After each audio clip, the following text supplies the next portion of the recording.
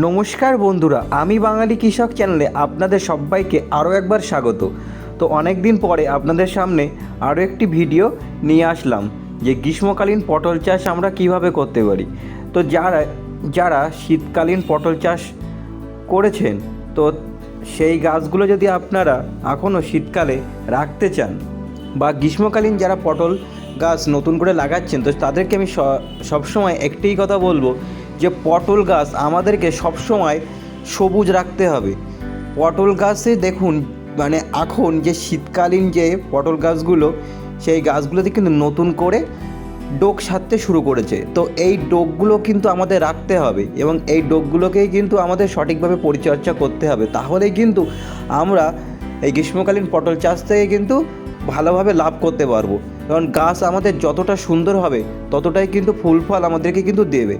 তো আমাদেরকে সর্বপ্রথম এই সময় কী কাজ করতে হবে যে না, মাটিতে কিন্তু সবসময় খাবারটা সম্পূর্ণভাবে রেখে দিতে হবে এবং নিচের দিকটা সুন্দরভাবে পরিষ্কার পরিচ্ছন্ন করে রেখে দেবেন, মাচানের নিচে যেন জঙ্গল না হয়ে যায়। তার সাথে সাথে আপনাদেরকে বলবো, এই যে গ্রীষ্মকালীন প্রচুর রৌদ্রে কিন্তু অন্ততপক্ষে সপ্তাহে একটি করে সেচ কিন্তু আপনারা দেবেন। তার সাথে সাথে 10-26-26 সার বা 14-35 এই এই সারটা আপনারা অবশ্যই দেবেন। এবার বলি যে কী কীটনাশক আমরা স্প্রে করতে পারি। তো যখনই নতুন ডোক আমরা পেতে শুরু করছি, তো তখন আমি বলবো যে আপনারা যে অবশ্যই একবার মিরাকুলান দেবেন, 15 দিনে একটাবার কিন্তু মিরাকুলানটা দেবেন। যখনই গাছের নতুন ডোক মানে আপনারা পেতে শুরু করছেন, তখন একটাবার কিন্তু মিরাকুলান দিলে ভালো হয়।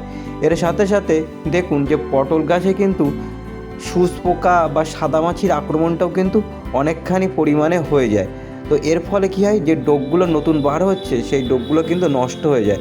তো এই সুচ পোকা ও সাদামাছির হাত থেকে বাঁচতে গেলে আমরা কি করতে পারি?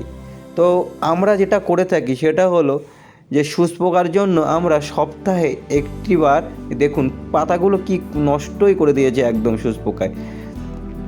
এটা আমার শীতকালীন পটল গাছ, আস্তে আস্তে এগুলো পরিচর্যা করেছে। দেখুন তলাটাও কত সুন্দর পরিষ্কার পরিচ্ছন্ন করা। জমিটা সবসময় পরিষ্কার পরিচ্ছন্ন রাখতে হবে। এবার যে কথাটা বলছিলাম যে সুচ পোকার জন্য আমরা কী স্প্রে করতে পারি, তো সুচ পোকার জন্য আমরা বিএসএফ কোম্পানির এন্টারফিট, এটা কিন্তু আমরা নিঃসন্দেহেই ব্যবহার করতে পারি। আর সাদামাছির জন্য আপনারা ল্যান্সার গোল্ড, এটা কিন্তু অবশ্যই আপনারা ব্যবহার করতে পারেন।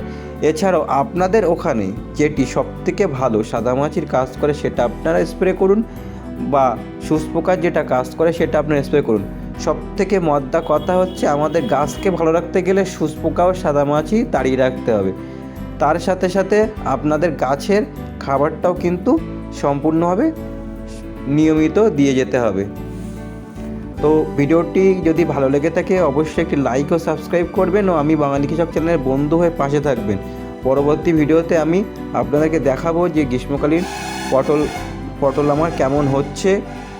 সবাই ভালো থাকবেন, সুস্থ থাকবেন ও আমি বাঙালি কৃষক চ্যানেলের সবাই পাশে থাকবেন।